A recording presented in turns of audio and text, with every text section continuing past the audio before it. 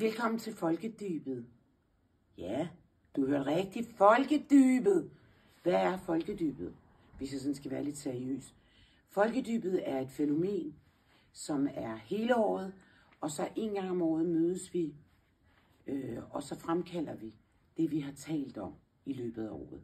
Og det kan være alt fra, hvordan kan man få et liv uden gæld, eller hvad er hverdagsaktivisme, nye sorter, så som hør, og så videre. Der er mange ting, der er kommet op af dybet fra folket på Samsø. Så det er en velkommen. Vi mødes den fredag den 11. august og lørdag den 12. august. Så kom til Folkedybet, og så vil jeg dele med dig, det er sådan også aktivistisk, en ny bog, der er kommet, som handler om trusler.